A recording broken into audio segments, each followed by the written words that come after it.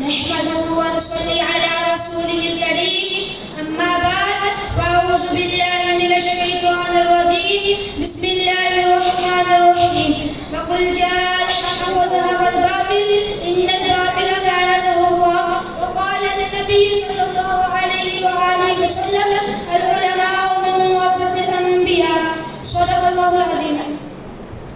خدا کرے میری حجت پاک پر اترے، خدا کرے میری حجت پاک پر اترے، وہ فصل گل جس سے دہشت سوار نہ ہو. واجب الاحترام میرے اساتذہ کرام اور میرے ہم مکتب ساتھیوں، آج مجھے آپ کے سامنے جس موضوع پر لب کشائی کرنے کا موقع ملا ہے وہ ہے تحریک آزادی پاکستان میں علماء اہل حدیث کا کردار. حضرت گرامی، ایسے ہی نہیں کہ ہمیں انگریزوں کی غلامی سے نجات مل گئی، بلکہ ہمارے علماء اہل حدیث نے اس آزادی کو حاصل کرنے کے لیے بہت سی کوشش کی.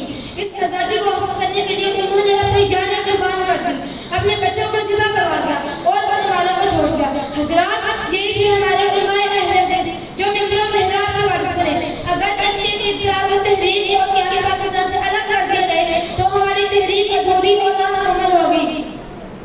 معزز سامعین، اب میں ان قائدین اہل حدیث کا تذکرہ کرنے جا رہا ہوں جنہوں نے غلامی کی زنجیروں کو توڑا اور آزادی کی فضا قائم کی. حضرات، 1830 شاہ عبدالعزیز نے انگریزوں کے خلاف جہاد کیا اور پھر تحریک شروع ہو گئی. اس تحریک کے رہنما سید احمد شہید اور شاہ اسماعیل شہید تھے. انہوں نے بے شمار علاقوں میں انگریزوں کو شکست دی اور 1831 میں بالاکوٹ اور مقام پر یہ دونوں قائد بے شمار ساتھی شہید ہو گئے.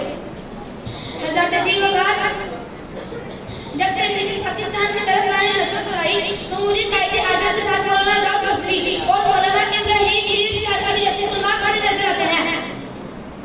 حضرت عزیز وقار، یہ تھے ہمارے علماء اہل حدیث جو صف اول کی قیادت میں شریک ہوئے اور انہوں نے قیام پاکستان کے لیے بہت جدوجہد کی. حضرت عزیز وقار، آج پھر پاکستان غلامی کی انہی زنجیروں میں جکڑا جا رہا ہے جس کی آزادی کے لیے ہمارے علماء نے اپنے مقتل کاموں کو سب سے زیادہ سجایا تھا، جس کی آزادی کے لیے ہمارے شہداء نے اپنے خون کو سب سے زیادہ کروایا تھا. جس کی آزادی کے لیے ہمارے شہداء نے اپنی لاشوں کو لوگوں میں خوب دے پایا تھا تو پھر جا کر پاکستان بن پایا تھا. تو آج ہم قابل کی مجھے جھنجھوڑ کرپور کی ہیں کہ پاکستان لانے میں سب سے اہم کردار علماء اہل حدیث کا تھا. تو اور پاکستان کو بچانے میں کیوں نہیں، تو اور اثر سکتے ہیں. خونے دل دے کر اپنے کھانے میں رخ بھر کے گلاب، خونے دل دے کر اپنے کھانے میں رخ بھر کے گلاب، ہم نے گلشن کے تحفوں سے قسم کھائی ہے.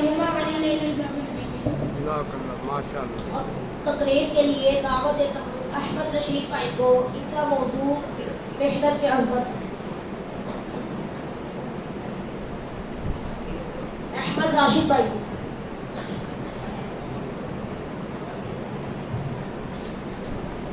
الحمدللہ وکفا والصلاة والسلام علی رسول اللہ اما بعد فاعوذ باللہ من الشیطان الرجیم بسم اللہ الرحمن الرحیم. حاضرین مجلس، محترم استاد اکرام اور میرے ہم مکتب عزیز ساتھیو، السلام علیکم ورحمۃ اللہ وبرکاتہ. آج مجھے جس موضوع پر لب کشائی کرنے کا موقع ملا ہے اس کا عنوان ہے محنت میں عظمت. میں اپنی تقریر کا آغاز ایک شعر سے کرنا چاہتا ہوں. منزل سے آگے بڑھ کر منزل تلاش کر، منزل سے آگے بڑھ کر منزل تلاش کر، مل جائے تجھ کو دریا تو سمندر تلاش کر. سجدوں سے تیرا کیا ہوا صدیاں گزر گئی، سجدوں سے تیرا کیا ہوا صدیاں گزر گئی، دنیا تیری بدل دے وہ سجدہ تلاش کر.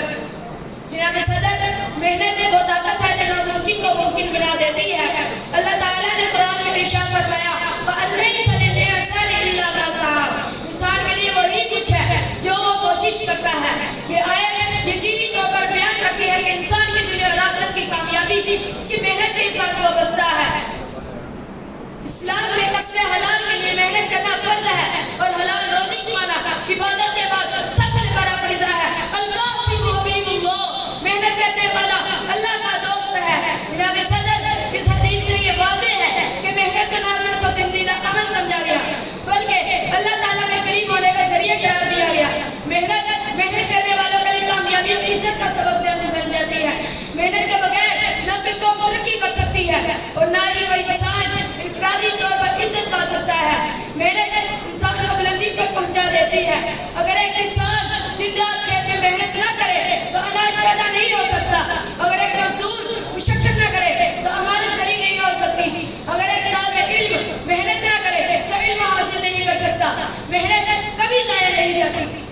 فوری طور پر نتیجہ نہ بھی ملے لیکن مستقبل ضرور روشن ہوتا ہے.